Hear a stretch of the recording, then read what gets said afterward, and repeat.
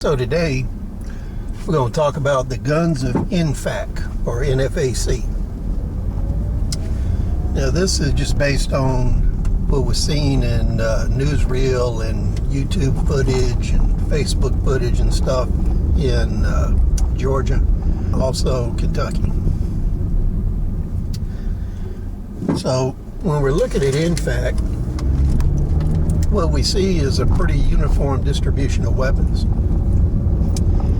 It doesn't have a lot of diversity in weaponry like you would expect in a traditional militia unit. And what's interesting is the area I'm in is a poor area. It's very, and I did a lot of general gunsmithing, and a lot of my, I'd say 50% of my customers were minorities of either Hispanic or black. They were geared towards self-defense and hunting. And a lot of them also shot in high-power matches, so a lot of them also sourced weapons from CMP. And when you look at what the local population here owns versus what NFAC is carrying, it's very different. So with NFAC, we see a lot of stuff in three categories. There's a lot of weapons that fire intermediate cartridges. They're pretty heavily into ARs, AKs, and I saw a few SKSs. And I saw one odd BZ-62. Then there were a lot of shotguns, which that's also pretty common in this area for defense. They were all different brands, so there was no real consistency in what type of shotguns they had. And then you had 22s. Most of those 22s were the kind that looked like AR-15s or other type of military weapons. You didn't see much like Ruger 1022s or Marlin Model 60 and 70s. What I noticed that they didn't have, there were no M1 Grands, I didn't see any M1 carbines, and I didn't see any of the surplus firearms you traditionally find. The population in my area is very heavily into military surplus, and it may be that NFAC doesn't have much military surplus because they're a new organization. A lot of their people are new to firearms.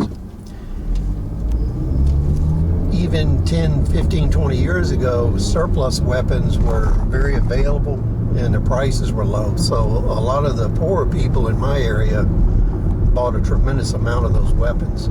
Parts were available, ammunition was cheap. That allowed them to get into shooting. Now, just about all the surplus that's really on the market's coming in from the batch from Ethiopia, and most of those weapons are in fair to good condition, and NRA condition guide for good is 50% finish or less. So that's not really a weapon in really good condition.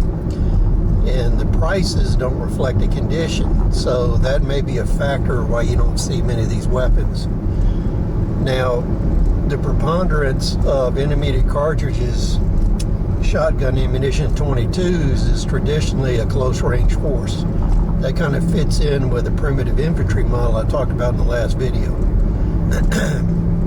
What I really found interesting was their leader told them not to bring machetes, bows and arrows, and things like that. A lot of militias have weapons like that. So I would assume that they do have weapons like that. They just didn't bring them with them. And when you're looking at the surplus, the really big surprising factor was there were very few SKSs, and I didn't see any Mosin Nagants at all. And that's probably the lowest cost high-powered rifle you can buy is a Mosin Nagant.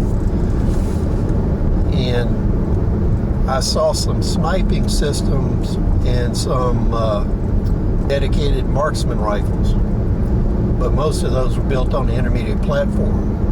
They had high-powered scopes, but they were really 5.56s, so that limits the range of them. I saw a few hunting guns that were scoped that would give some long-range potential, but I didn't see many long-range sniping systems. One thing that'll be interesting to see in the future is if they have additional long-range capacity that they're not showing or they're in the process of acquiring. And as far as field gear goes, they're not taking advantage of surplus field gear. Everything seems to be new, high-end commercial stuff. And that kind of brings me to my last conclusion about NFAC and funding. It'll be interesting to see where their funding actually comes from, because most of the stuff they're buying is not low end. In traditional militia forces, they concentrate on surplus materials in order to equip a whole lot more people and to have depth of equipment. So as NFAC does more operations and we find out more information about them, it'll be interesting to see how they evolve. So please share your thoughts, comment below, tell me what you think, tell me how you think NFAC will evolve. Please rate, subscribe. We'll see you on the next video.